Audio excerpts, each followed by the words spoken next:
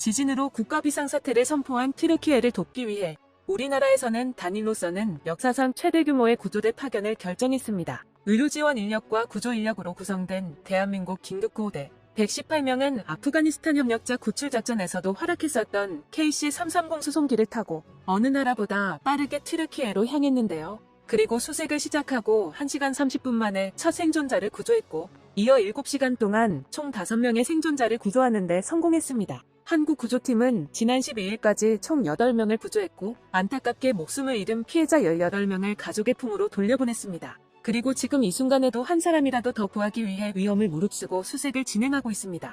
우리나라뿐만 아니라 튀르키예를 돕기 위해 전 세계 각국에서 구조대들이 파견되어 구조활동을 벌이고 있습니다. 그런데 한국 구조대에는 다른 국가의 구조대에서 볼 수 없었던 인력들이 포함되어 있어 외신과 현지 언론의 관심을 집중시켰었는데요. 바로 한국의 특수작전부대, 특전사입니다. 침투, 게릴라전, 인질구출, 사보타주 등 군의 특수작전을 도맡는 특전사 요원들이 이번 구조대에 여러 포함되어 있어 일각에서는 튀르키예에 전쟁하러 가냐는 빈축을 사기도 했었는데요. 하지만 한국이 특전사를 파견한 것이 신의 한 수가 될 것이라고는 보낸 사람들조차 예상하지 못한 부분이었습니다. 잘 알려지지 않은 사실이지만 우리 군은 6개군 군별로 구조 전문 부대를 갖춰 전시뿐만 아니라 평시 재난 상황에서도 대처하고 있습니다. 이번에 튀르키예에 파병된 특전사들 역시 119 구조대 수준의 장비를 갖추고 높은 수준의 구조훈련을 받은 재난 구조의 스페셜리스트들인데요. 사실 대형 재난에 대비하여 한국에서 119 구조대를 처음 창설했을 당시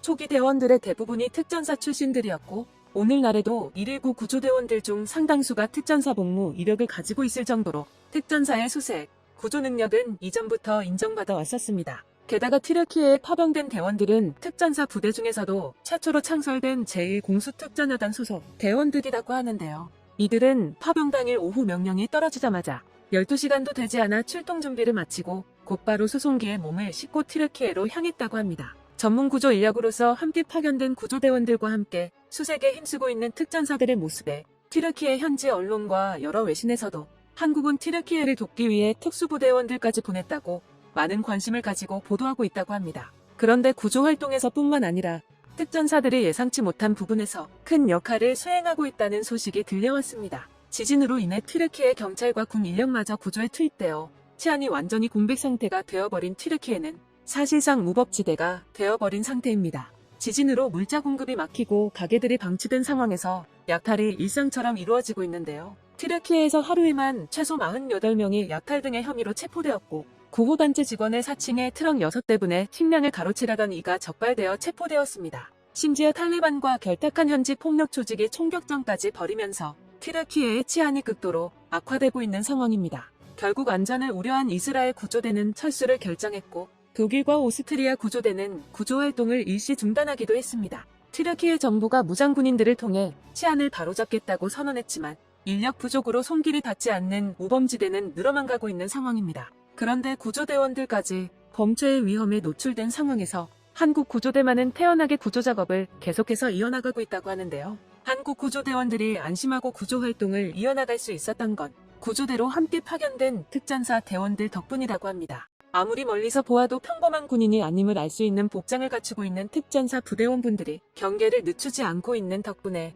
범죄자들이 다가올 생각조차 하지 않는다는 것입니다. 실제로 특전사 대원들이 자리에 있는 것만으로도 금방 치안이 안정되는 효과가 있어 튀르키예 주민이 되도록이면 한국 특전사 대원들 근처에 머무르려 하고 있다는데요. 게다가 봉사활동에 나선 튀르키예 한국 유학생들이 특전사 대원이 범죄자로 보이는 이들을 쫓아내는 걸 보았다는 목격담들도 전해지고 있습니다. 비록 남의 나라이기에 총기 무장은 갖추지 못했지만 대인전 훈련을 받은 특전사의 기량은 어디로 가는 게 아니었죠. 대한민국의 최정예 특수부대 특전사가 해외에서도 활약하고 있다는 소식에 뿌듯함이 느껴지는데요. 사실 특전사는 세계적으로 높은 평가를 받고 있는 특수부대 중 하나인데요. 그런데 이번에 2차로 파견될 구조대, 그 유명한 참수작전부대가 포함될 가능성이 유력하다는 소식이 전해졌습니다. 2차로 파견될 긴급구호대는 이제 구조활동보다는 부상자 치료와 현지 안정에 도움을 제공할 것으로 예상되고 있습니다. 이처럼 한국 구조대가 활약하고 있는 가운데 마찬가지로 구조대를 파견한 일본이 아프가니스탄 구출작전 때처럼 제대로 된 성과를 올리지 못하고 있다는 소식이 들려오기도 했습니다.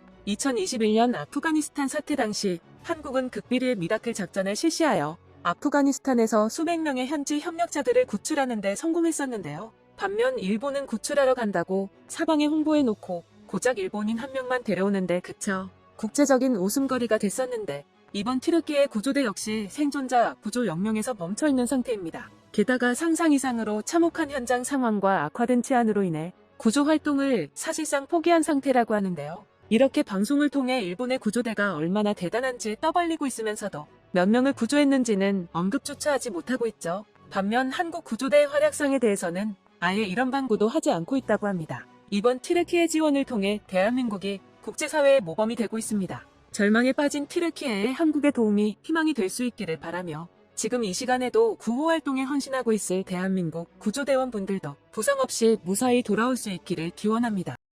오늘의 이야기는 여기까지입니다. 시청해주셔서 감사합니다.